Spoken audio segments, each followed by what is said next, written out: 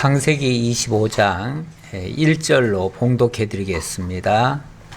아브라함이 후처를 맞이하였으니 그의 이름은 그두라라. 그가 시므랑과 욕산과 무당과 미디안과 이스박과 수아를 낳고 욕산은 스바와 드단을 낳았으며 드단의 자손은 아수르 족속과 르두시 족속과 르움미 족속이며 미디안의 아들은 에바와 에벨과 한옥과 아비다와 엘다나니 다 그두라의 자손이었더라. 아브라함이 이삭에게 자기의 모든 소유를 주었고 자기 서자에게도 재산을 주어 자기 생전에 그들로 하여금 자기 아들 이삭을 떠나 동방 곧 동쪽 땅으로 가게 하였더라. 아멘. 6절까지 봉독해 드렸습니다. 지난주 마지막 장면에서 이삭이 리브가를 맞아서 결혼을 하고 어머니 사라의 장막으로 들어갔다라는 말이 있었습니다. 그 말은 어머니 자리에 리브가가 들어가고 어머니에게 주어진 그 역할이 리브가를 통해서 계승된다라고 하는 그런 의미가 있습니다. 그리고 오늘은 이제 아브라함 이제 마지막 장면이 소개되는데요. 마지막 장면, 바로 아브라함의 죽음 이야기가 나오지요. 물론 이 장면 역시도 이제 아브라함의 역할은 끝이 나고 이삭에게로 언약이 온전히 계승되어진다라는 측면이 가장 중요한 내용이 되겠습니다.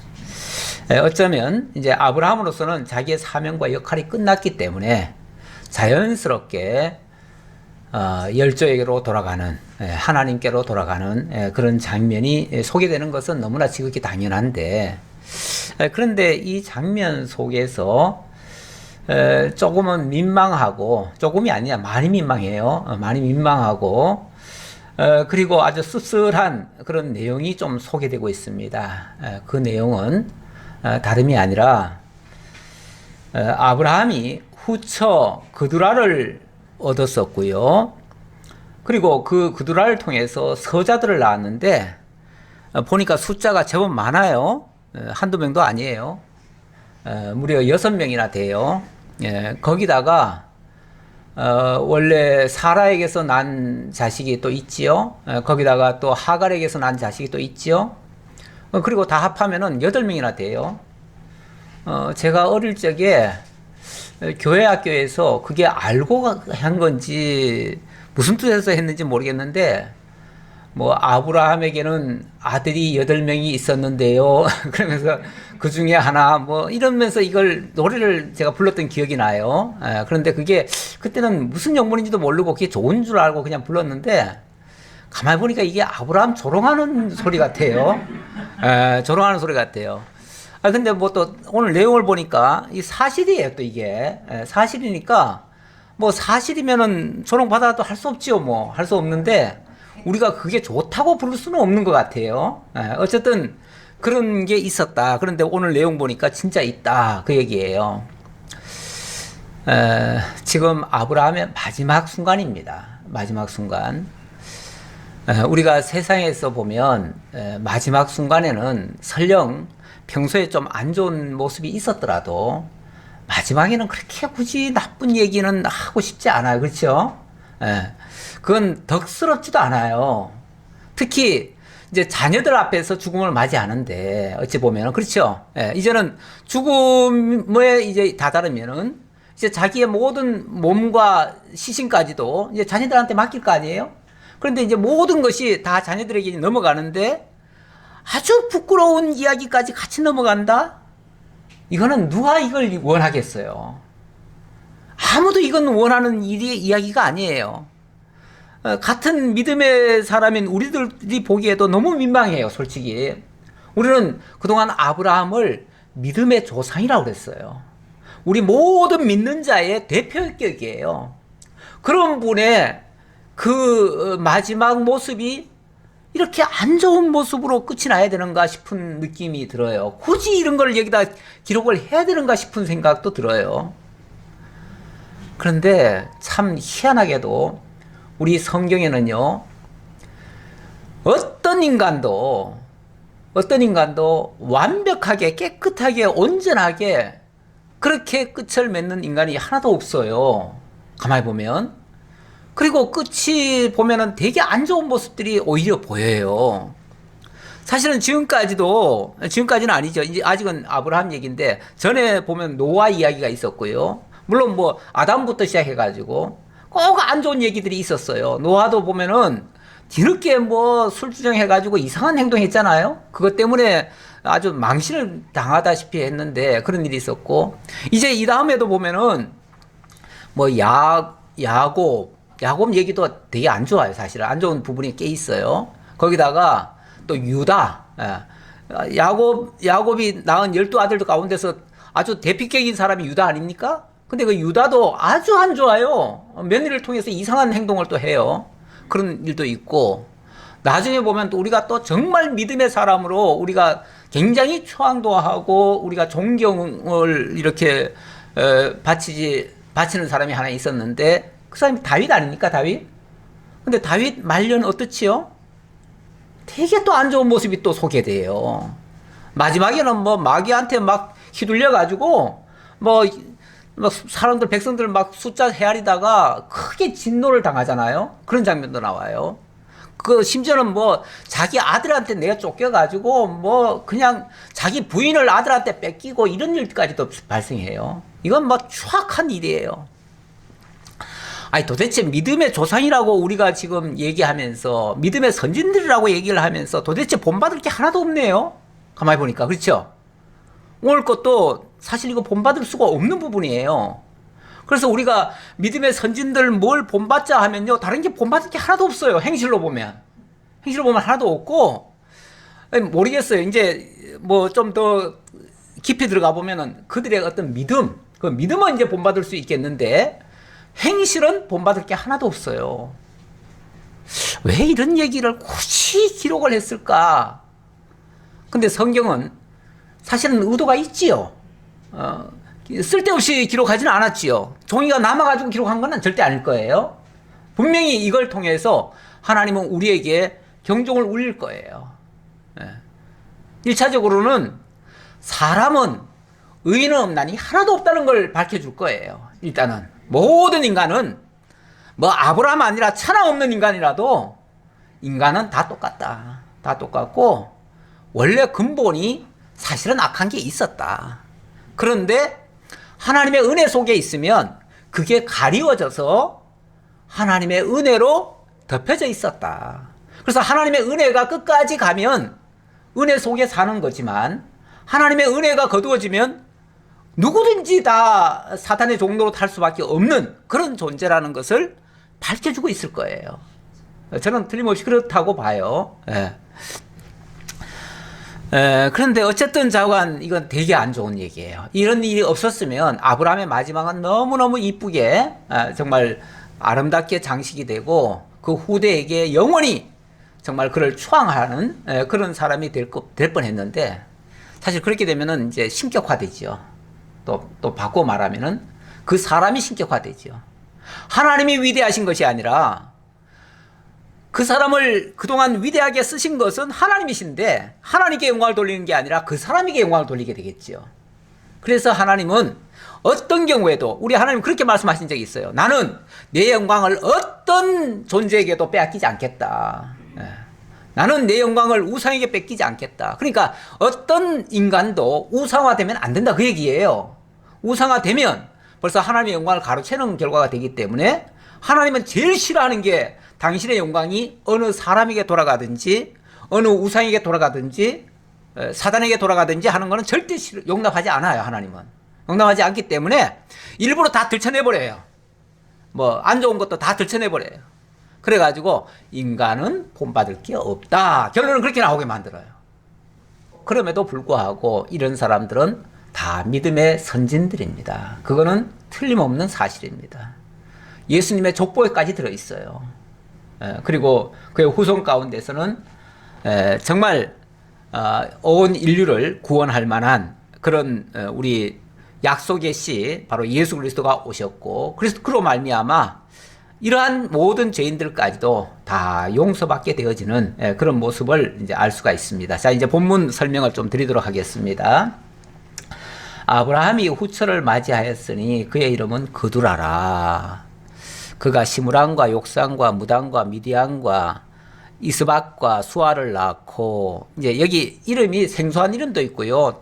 때때로는 익숙한 이름도 나와요. 그렇죠? 근데 그 익숙한 이름은 나중에 그들이 그냥 한 사람으로 끝나는 게 아니고 그들이 열조가 돼가지고 그 나라를 세웠다. 그런 뜻이에요. 나라를 세웠기 때문에 나중에도 아주 큰 영향력을 끼친 사람들이다. 그런 얘기예요. 뿐만 아니라 욕사는 드단을 낳았으며 드단의 자손은 아수르 족속과 르두시 족속과 르움미 족속이며 미디안의 아들은 에바와 에벨과 하녹과 아비다와 엘다안이 다 그두라의 자손이었더라. 그러니까 이게 아들과 손주까지 얘기를 합니다. 그렇죠? 손주까지 얘기를 해요. 그런데 이들 중에서 아주 유명한 그런 사람들도 있었고 그들은 나중에 나라까지 세웠어요. 그러니까 엄청난 세력화가 되었다는 얘기죠. 이건 어찌 보면 다 불의의 싹 아닙니까? 불의의 싹이면은 하나님께서 그 싹을 딱 잘라버렸으면 좋겠어요. 그렇죠? 우리 생각은. 딱 잘라버렸으면 좋겠는데, 그러면 다시는 그런 불의한 모습들이 안 나타날 것이고, 있더라도 하나님이 다 제거했을 것이고, 그러면 나중에 문제가 안 생길 것 같은데, 근데 하나님이 은근슬쩍 보니까 이들을 키우시는 것 같아요. 한편으로는. 그렇죠? 키우시는 것 같아요. 왜냐하면 나중에 엄청난 세력화가 되거든요. 이들이 엄청 세력이 되는 거 보면 이거 누가 키우겠어요? 키우시는 분은 하나님이에요. 우리 그 고린도전서에 보면 뭐 사람이 씨를 뿌리고 뭐 사람이 물을 주지만 결국은 기르게 하시는 분은 하나님이라고 그랬어요. 이 세상의 모든 되어진 결과는요 다 하나님에 의해서 되어진 거예요. 그러니까 하나님이 안 키운 존재가 없어요. 악인도 악한 날에 쓰려고 하나님이 다 키우신 거예요. 결국은 키웠는데 그 발단이 어찌 보면 아브라함을 통해서 나왔다는 게 참 안타까운 일이에요. 우리가 이제 흔히 하나님의 언약 이야기했을 때 하나님의 언약 하면은 항상 좋은 것만 생각하잖아요. 우리는. 그렇죠? 하나님이 생육 번성하라, 땅을 정복하라, 다스리라, 그리고 의롭게 해주겠다. 그래서 세상 나라가 되게 해주겠다. 뭐 이런 얘기를 하시니까 와, 하나님은 항상 좋은 것만 말씀하시오. 항상 좋은 것만 해주시오. 이렇게 생각하는데 실제 하나님이 해주시는 거 보면요, 이 좋은 것뿐이 아니라 이 안 좋은 것도 해주셔요. 그러니까 하나님의 언약 속에는요, 꼭 복만 있는 게 아니에요. 사실은 그 안에 저주도 같이 들어있어요. 들어있는데 우리가 복에 참여되느냐, 저주에 참여되느냐는 이건 또 다른 문제일 수 있어요. 그러니까 우리가 하나님의 언약 자손이니까 다 복만 받을 것이다. 이렇게 생각하면 약간 착각이 될 수 있어요. 그리고 사람이 나는 이제 복 받은 자야. 그러니까 나는 아무렇게나 해도 상관없어. 나는 어차피 복 받은 사람이야. 이렇게 생각하고 자고하고 방심할 수도 있어요. 그렇게 되어지다 보면 어느 순간 자기가 복에 참여한 줄 알았는데 알고 보니까 저주에 빠지고 있어요. 그런 경우도 있을 수가 있어요. 이거는 착각이 될 수가 있어요. 그러니까 하나님의 언약을 너무 좋게만 항상 생각하다 보면 이 저주라는 부분을 놓칠 수가 있어요. 근데 하나님의 언약이란 반드시 사실은 저주도 같이 포함되어 있어요. 이거를 너무 우리가 너무 나 좋은 쪽으로만 해석을 하다 보니까 좋은 것만 해석을 해서 그런 거지, 사실은 저주도 있다는 것을 우리가 기억은 하셔야 돼요. 잊지는 마셔야 돼요. 근데 그 저주라고 하는 게 어떤 면에서는 율법을 통해서 주어졌잖아요. 근데 우리가 이제 그리스도 예수 안에서는 율법의 정죄를 안 받지만 그리스도 밖으로 나가는 순간 이미 그 안에 들어가 버려요. 저주 안에 들어가 버려요. 그러니까 우리가 그리스도 안에 있을 때 복을 받고 하나님의 진짜 그 좋은 복의 언약 속에 참여하는 것이지, 그리스도 밖에서까지 우리가 내 마음대로 살고 내 멋대로 하는데도 그 복이 다 그대로 적용되는 건 아니라는 거, 이거는 우리가 경계 삼아 사실은 가지고 있어야 돼요. 네. 그래서 늘 말씀을 우리가 떠나지 않는 자세가 매우 중요한데, 자, 어쨌든 이런 일이 있는데 아브라함도 걱정이 됐어요. 솔직히 걱정이 됐어요. 왜? 자기가 어찌 보면 지금까지 숨겨놓은 자식이나 마찬가지예요. 그렇죠? 왜냐하면 지금까지 뭐 소개가 안 됐었잖아요.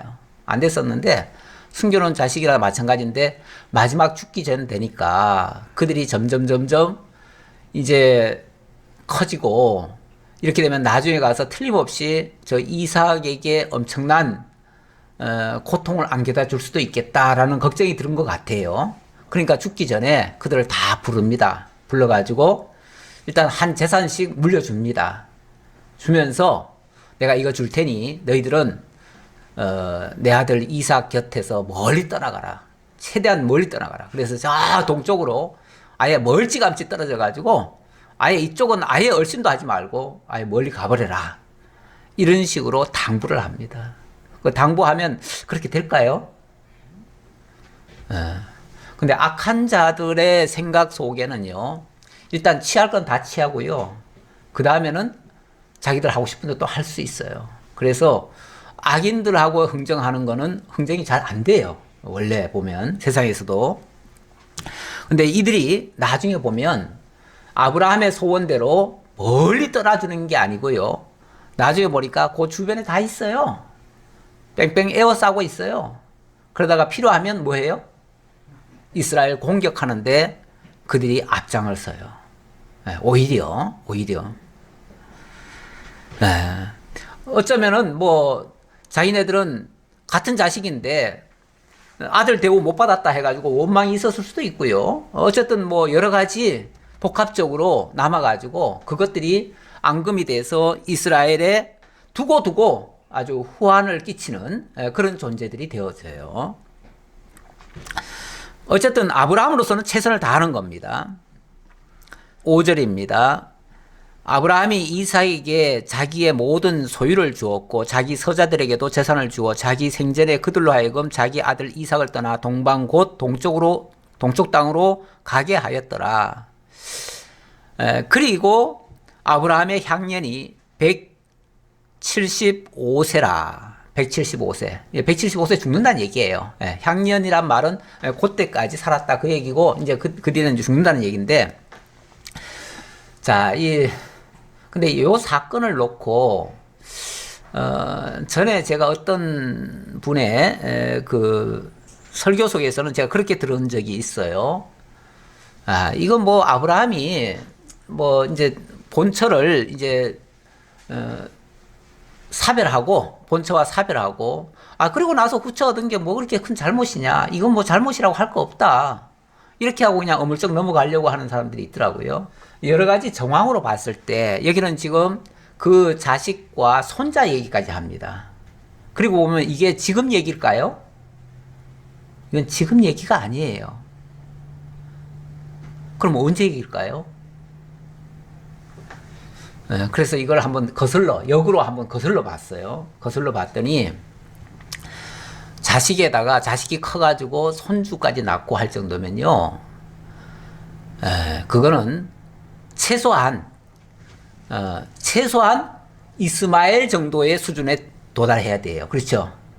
그리고 어쩌면은 그 이전일 수 있어요. 왜 그 이전으로 볼 수 있냐면 여러 가지 정황으로 봤을 때 그래요. 일단 시간적으로 사라 이후에는 도저히 불가능해요. 왜 그러냐면 사라가 죽을 때가 아브라함 나이 136세였거든요. 그리고 아브라함 나이 140세에 이삭을 장가 보내요. 시간적으로 따져보니까 그래요. 그러면은 불과 이제 30년 사이에 자식 낳고 손주까지 낳을 정도가 되는 게 아니에요. 후처 얻어가지고. 그럴 수는 없어요. 그러니까 이거는 이때 이야기가 아니에요. 그럼 왜 여기 기록돼 있죠? 우리가 이제 참고적으로요, 성경은 시간 순으로 기록된 게 아니에요. 그럼 뭐 순으로 기록됐는가? 어쩌면 사건 순이에요. 그러니까 유사한 사건은 한 데다 모아놔요. 그러다 보니까 비슷비슷한 사건들이 한꺼번에 막 일어나는 것 같은데 사실은 그게 막 몇십 년간의 공백이 있어요. 공백이 있음에도 불구하고 저 앞에 일어난 일이 이 뒤에 와 있고요, 이 뒤에 있던 일이 저 앞에 가 있기도 해요. 그러니까 이거는 엄밀하게 말하면 저 앞에서 일어났던 일인데 여기다 기록해 놓은 거예요. 어찌 보면 마지막 죽음을 앞두고 총정리하는 차원에서 그의 인간사를 어찌 보면 과거사인데 과거사인데 과거에 있었던 어찌 보면 딴 사람들은 다 까마득하게 잊고 있을 수도 있어요. 예.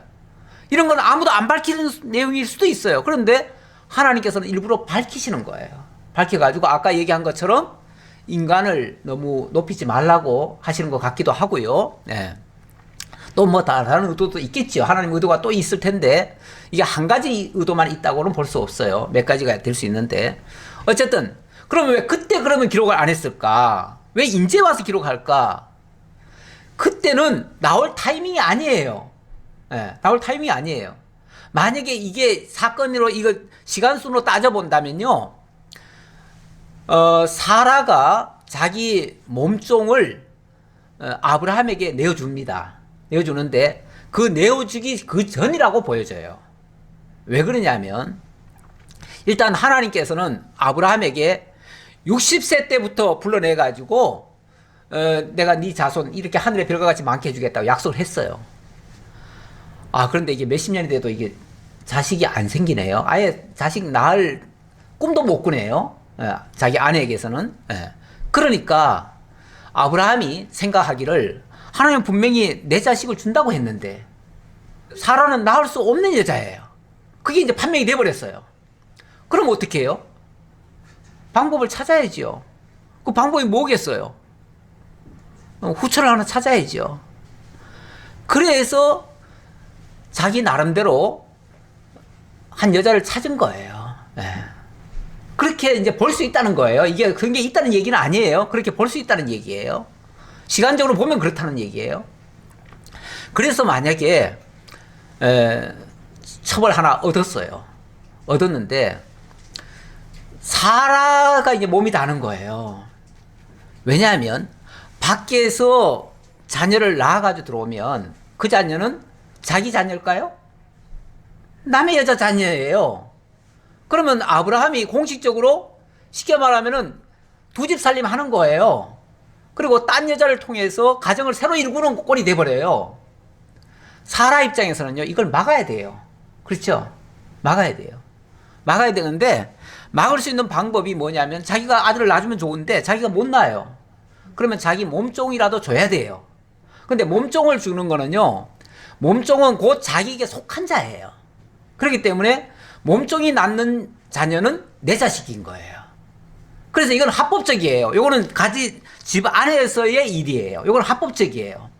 그래서 합법적으로 쉽게 말하면 차라리 내 몸종을 통해서 낳아달라. 아, 그러면은 이 가정이 유지될 거 아니냐. 그래가지고 쉽게 말하면은 자기 몸종을 준 거죠. 줬다고 볼 수 있는 거죠. 네. 어떻게 제 추론이 좀 그럴듯한가요? 이거 어디까지 추론이에요? 아니 야곱 때 보면은 그게 있잖아요. 야곱 때? 네, 야곱 때. 야곱 때 20년 처가살이에서 몸종 실바하고. 아, 그렇죠. 네, 예, 그것도 맞아요. 그러니까 몸종은 곧 그냥 자기 부인이나 똑같아요. 예, 그렇게 생각하는 거예요. 그거는 법적으로도 그게 허용이 돼요. 그래서 자기 몸종을 준 거고요. 적극적으로 준 거예요.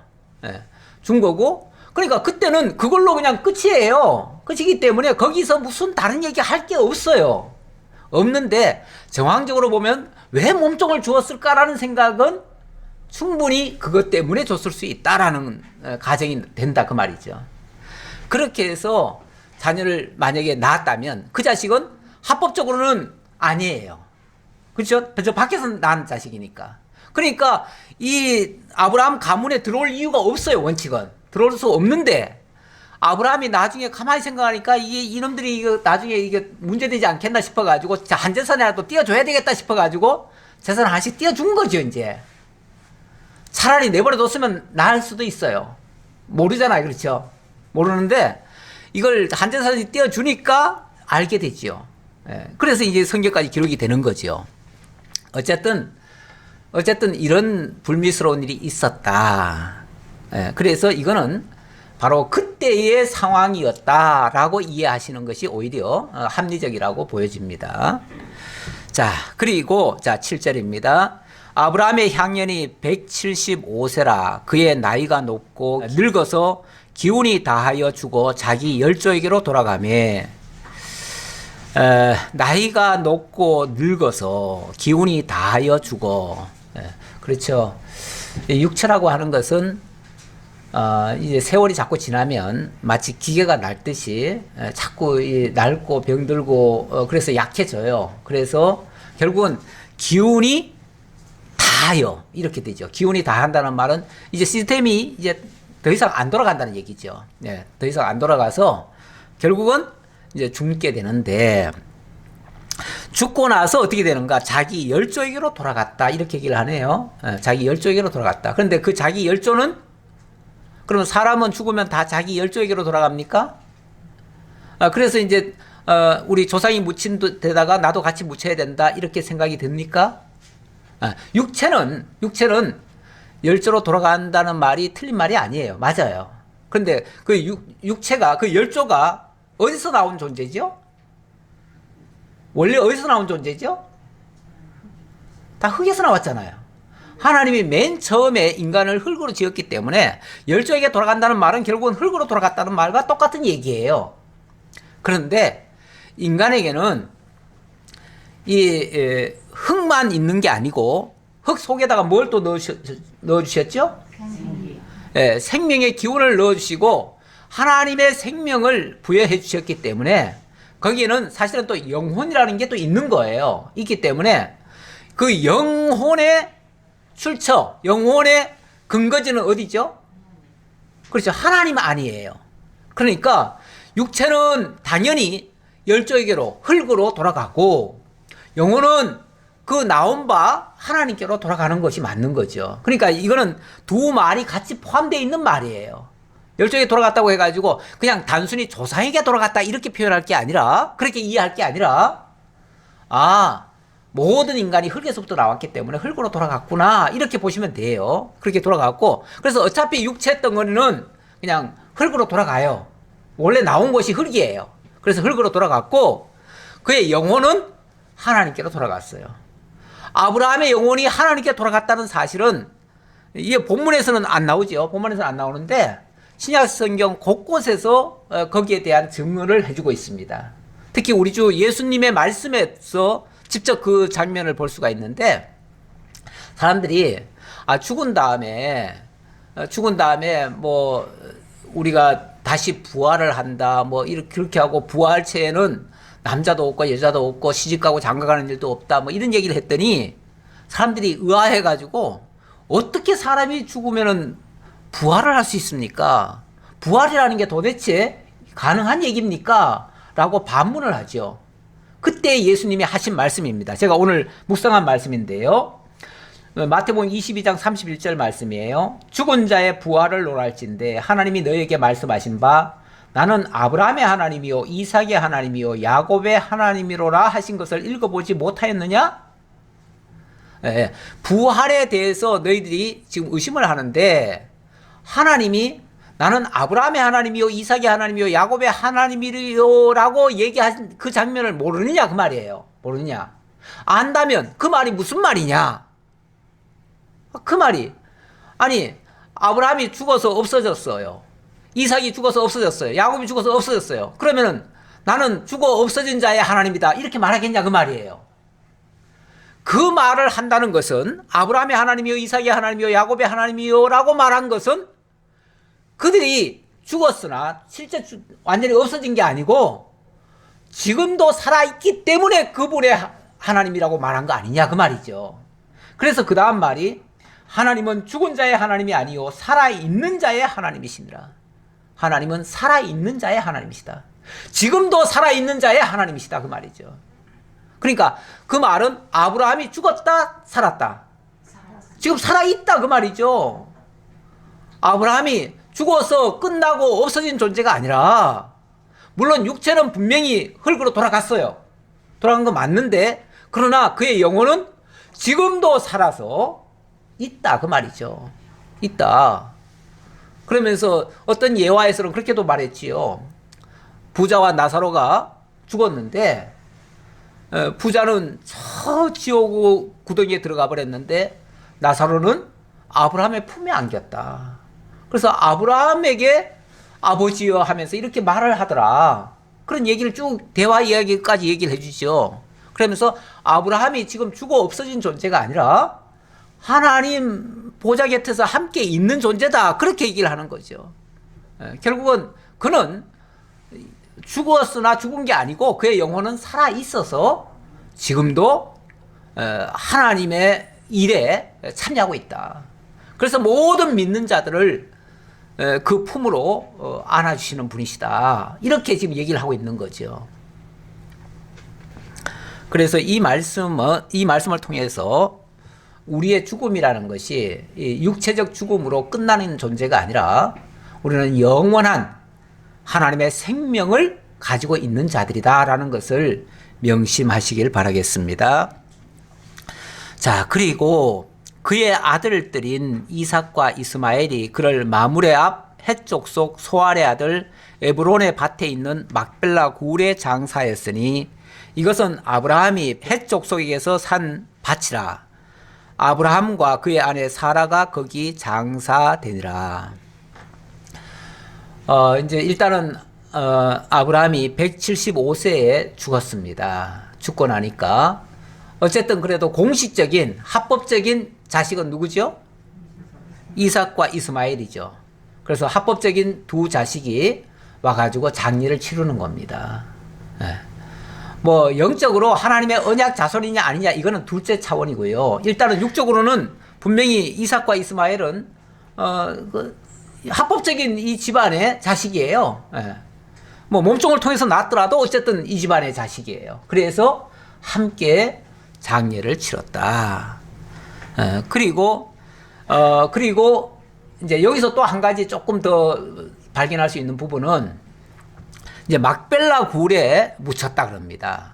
제1번 타자는 사라고요. 그 다음에는 이제 아브라함이 묻힙니다. 그런데 여기에 나중에 보면은 이삭도 묻히고 야곱도 묻히고 나중에 요셉도 400년 후에 와가지고 또 묻히고 그래서 그의 자손들 나중에는 다윗도 또 그 모든 이제 그 열왕들 유다 자손들도 거기에 묻힙니다. 묻혀요. 이렇게 되어지면 결국은 모두가 다 아브라함의 품에 안기는 모습이에요. 그게 그렇죠. 이게 이제 영적으로 말하면 장차 그리스도 안에서 죽은 자들은 그리스도와 함께 죽은 자들은 그리스도와 함께 부활한다 라는 의미가 함축되어 있는 그런 예표적인 모습이에요. 그래서 함께 묻힌다는 건 매우 중요한 거예요. 그래서 우리가 죽을 때 어디서 죽느냐 이건 매우 중요해요. 그리스도 안에서 죽느냐 그리스도 밖에서 죽느냐 이거는 매우 중요한 얘기예요. 그래서 우리가 지금은 우리가 뭐 육적으로 그리스도 품 안에서 지금 죽을 수는 없잖아요. 그렇죠? 지금 현재 뭐 아브라함 품에 지금 어디 보이지 않잖아요. 그래서 그 품 안에서 지금 죽을 수는 없지만 우리가 예수를 믿는 가운데서 이 죽음이라고 하는 걸 맞이하느냐 예수를 믿지 않는 가운데서 죽음을 맞이하느냐 이건 달라요. 그래서 그리스도 안에서 죽는 자들을 하나님은 아주 귀히 본다 그랬어요. 존귀히 본다. 시편에 그 얘기가 있죠. 하나님은 그 주 안에서 죽는 자들을 아주 존귀히 보신다. 귀하게 보신다. 그렇게 얘기를 하셔요. 이거는 그냥 일반적인 죽음과는 다르다 그 말이에요. 우리가 그리스도 안에서 죽느냐 밖에서 죽느냐 이거는 굉장히 큰 차이가 나는데 여기서는 육적인 모습이니까 바로 이삭은 앞으로 이 막벨라 굴에 묻힐 거예요. 그런데 이스마엘은 거기에 묻히질 못해요. 요게 이제 차이가 나는 거예요. 차이라면은 그 차이가 나요. 그래서 공식적으로 하나님의 언약의 자손은 이삭이 되는 것이고 이스마엘은 아니다 그 말이에요. 그렇다고 아브라함의 자식이 아니라는 얘기는 아니에요. 이삭도 나름대로는 하나님께 약속을 받았어요. 뭐 12방백을 만들어주고 뭐 큰 나라를 이루고 뭐 이렇게 얘기했죠. 지난번에 축복을 해줬어요. 그러니까 육적인 축복은 어찌 보면 비슷하게 하는데 영적인 복에는 참여하지 못해요. 그게 진짜 언약 자손과 아닌 거의 차이점이다. 이렇게 볼 수 있습니다. 자, 그리고 나서 11절입니다. 아브라함이 죽은 후에 하나님이 그의 아들 이삭에게 복을 주셨고 이삭은 부엘 라헤로이 근처에 거주하였더라. 복을 주셨는데 부엘 라헤로이 근처에 거주하였더라. 근데 그 다음에 구체적으로 무슨 복을 줬는지는 잘 표시가 안 돼요. 안 되는데 육적으로 말하면은 이게 복인가 싶을 정도로 별로 그렇게 많이 받은 것 같지는 않아요. 왜 그러냐면 나중에 이제 쭉 얘기가 나오지만 이스마엘과 비교했을 때 어차피 이스마엘과 이삭은 지금 비교가 되잖아요. 되는데 이스마엘은 막 승승장구합니다. 막 자손도 12이나 낳고 뭐 막 나라도 세워가고 막 이럽니다. 그런데 그동안에 이삭은 애기도 못 낳아요. 완전히 확연히 차이 나잖아요. 그런데 하나님은 뭐라 그래요? 복을 주셨다. 그렇게 얘기를 해요. 아니, 복 받은 사람이 애도 못 낳아. 이런 모습이에요, 지금. 모습이. 그러니까 육적으로 보면 복 받은 것 같지를 않아.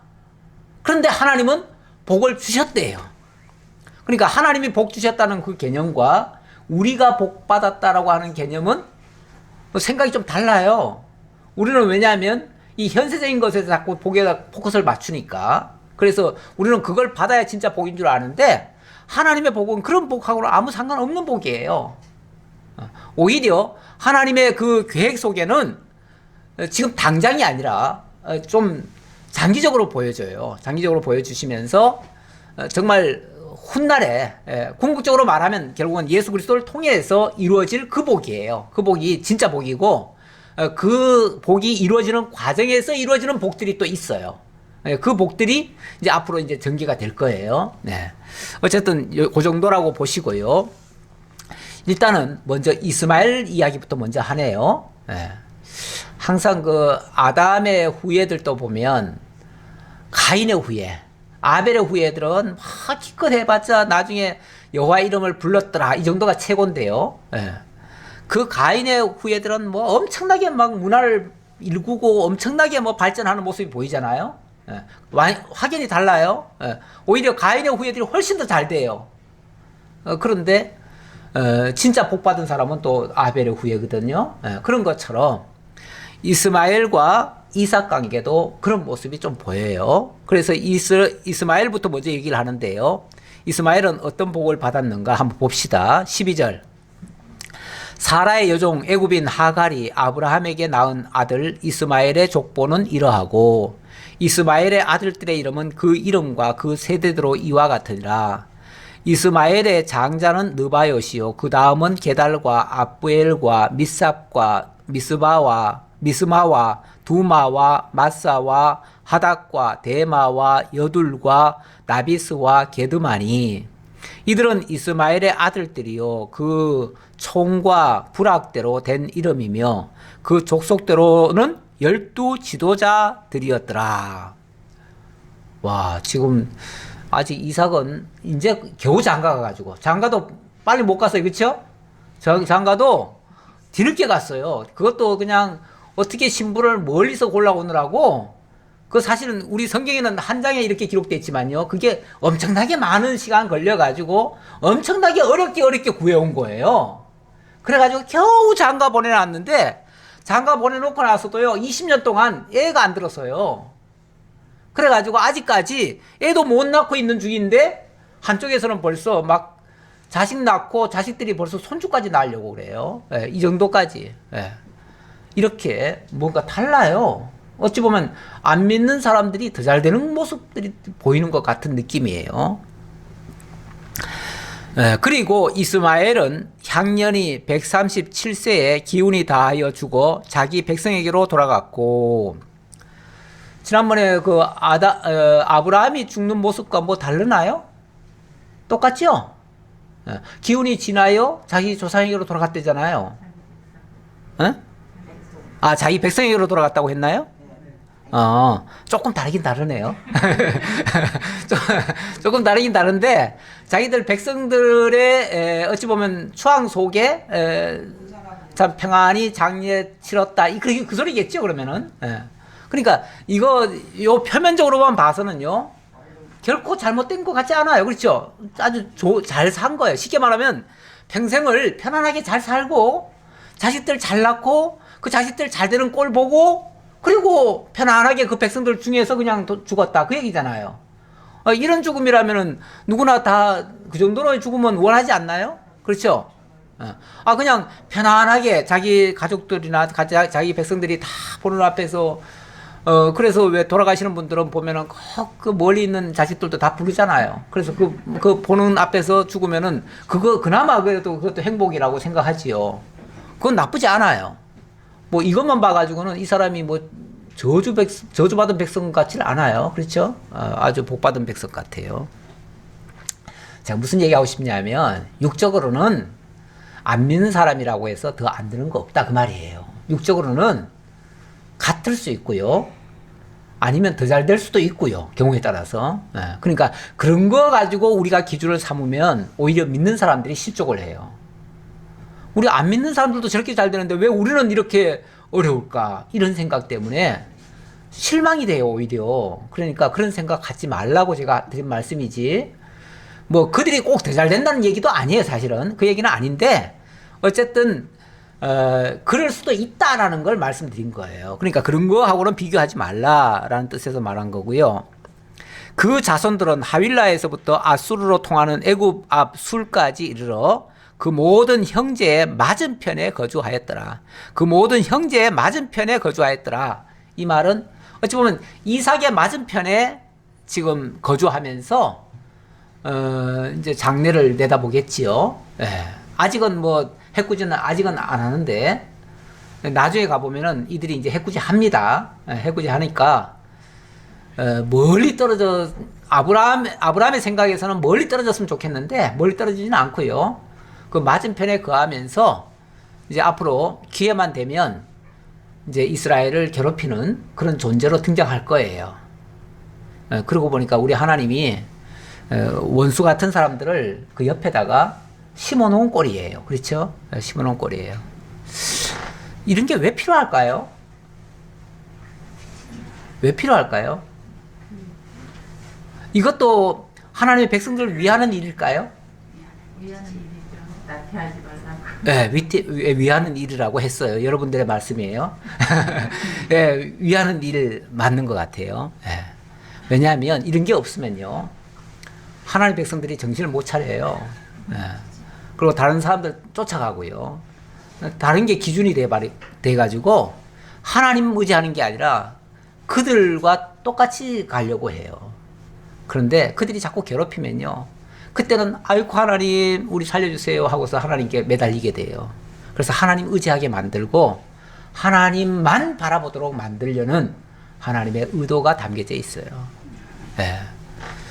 지금도 가만히 보면요, 이스라엘이라고 하는 중동에서 유일하게 이스라엘 한 나라를 놓고 주변에 뺑뺑이 에워싸고 있잖아요. 그들은 전부 다 이스마엘 자손은 아닌데 이스마엘 자손들처럼 행동하지요. 네.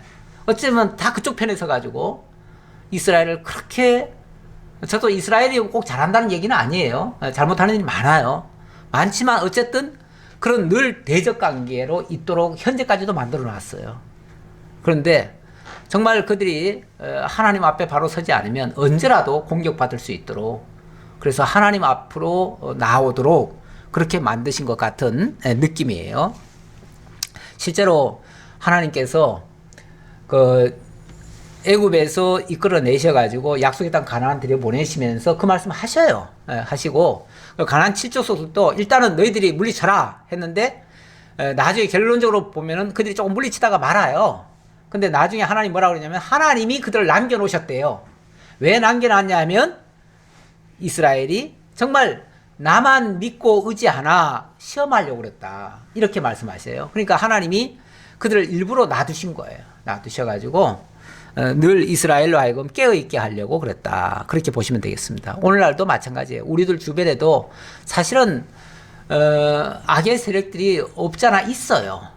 지금 뭐 우리들 주변을 지금 힘들게 하고 있는 뭐 코로나도 뭐 꼭 그거라고는 말할 수는 없지만은 어쨌든 모든 것들이 다 우리로 하여금 정신 차리라고 하는 것이 뭐 다른 이유가 없다고 봐요. 다 우리로 하여금 깨어있게 하고 하나님께 더 가까이 가게 하기 위한 그러한 수단들이다, 그렇게 본다면 이런 과정을 거치면서도 뭐 누구를 원망하고 탓할 게 아니고 그냥 하나님께서 나 바로 되게 하려고 그러신다라고 생각하고 정말 잘 참고 인내할 수 있을 거예요. 그렇게 나가야지요. 자, 19절입니다. 아브라함의 아들 이삭의 족보는 이러하니라. 아브라함이 이삭을 낳았고 이삭은 40세 리브가를 맞이하여 아내를 삼았으니 리브가는 밧단 아람 족속 중 부두엘의 딸이요 아람 족속 중 라반의 누이였더라.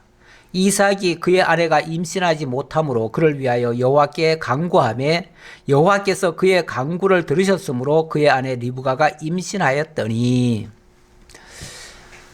하도 자식을 못 낳으니까 이제 하나님 앞에 막 기도를 했나 봐요. 그랬더니 하나님께서 그 기도를 들으셨대요.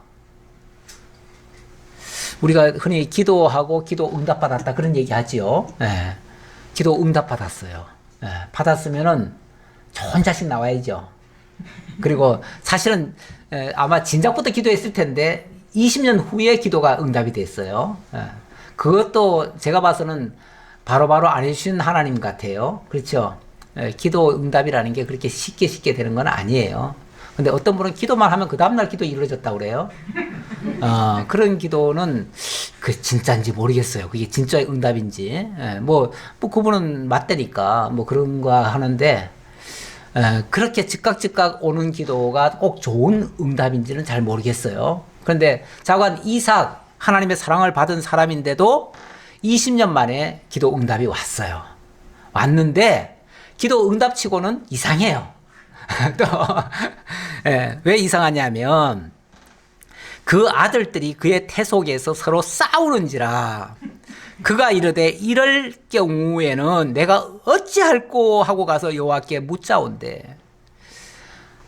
아니 그런데 하나님이 참 20년 만에 자식을 주시긴 주셨는데 너무너무 싸우는 거예요. 이 뱃속에서 그냥 너무 자관 어떻게 된 건지 자관 막 시끌벅적한데 자관 뱃속이 하루도 편안할 날이 없어요.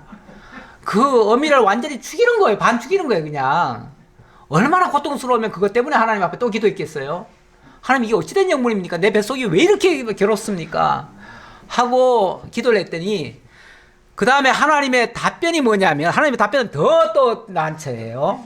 무슨 답이냐면 여호와께서 그에게 이르시되 두 국민이 내 태중에 있구나. 하나님 시집 뚝 떼고 말씀하세요. 마치 하나님이 난 모르겠는데 그 보니까 두 국민이 있네 이런 정도로 얘기를 하셔요. 두 국민이 있구나. 그러면서 두 민족이 내 복중에서부터 나누이리라. 이 족속이 저 족속보다 강하겠고 큰 자가 어린 자를 섬기리라 하셨더라. 와 이건 큰일 났어요. 뱃속에 있는 아기가 둘인데 뭐 둘 준다는 건 고맙지요. 한꺼번에 뭐 어쨌든 둘 준다니까 고마운데 문제는 그 둘이 사이좋게 지낼 친구들이 아니고 뭐라는 거예요?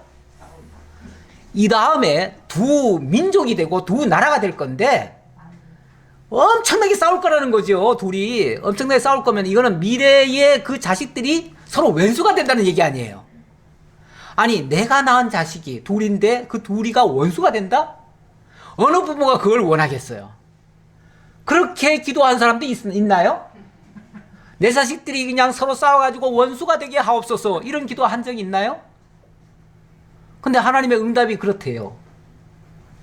그럼 이건 하나님의 응답이라고 봐야 될까요? 하나님의 뜻이라고 봐야 될까요?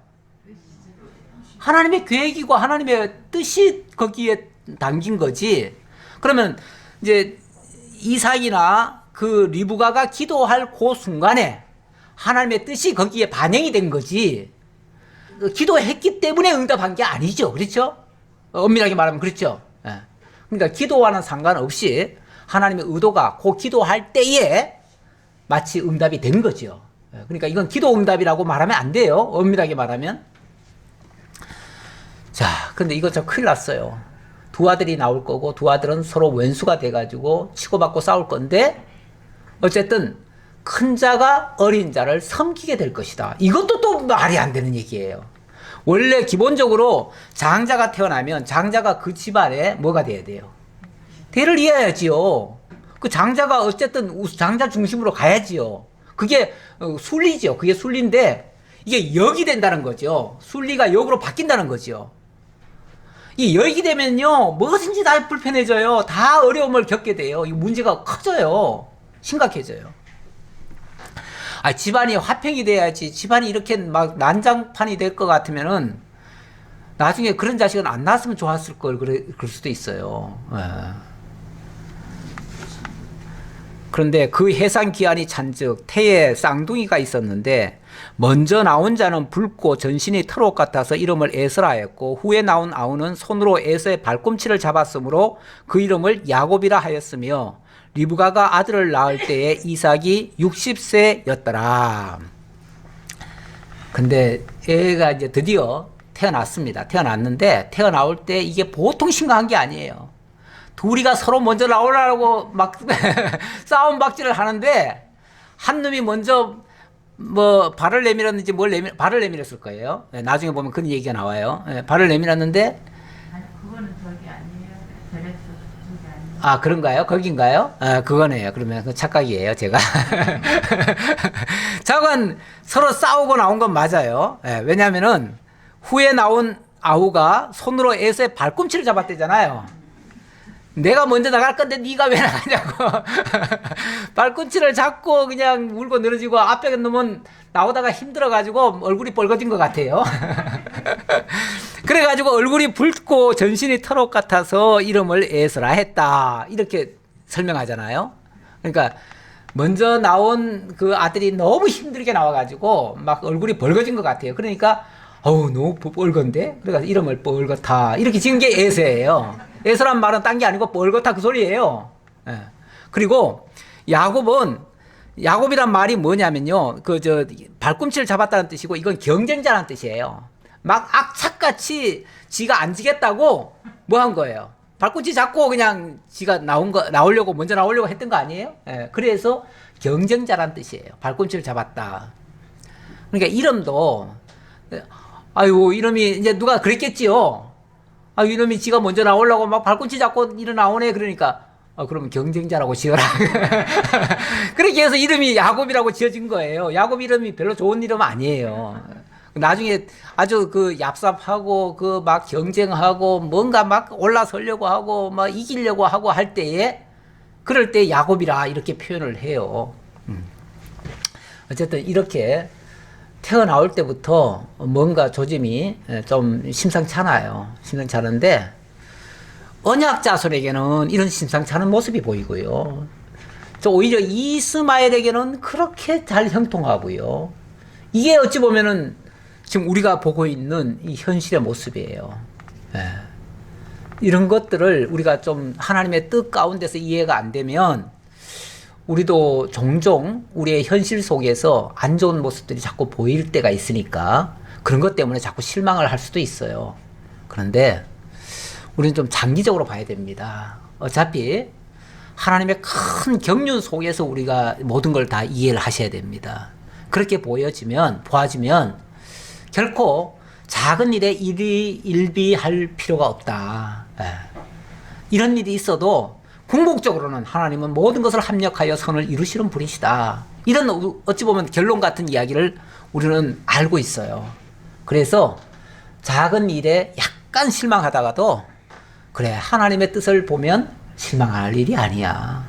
결과적으로 하나님은 더 좋게 하셔.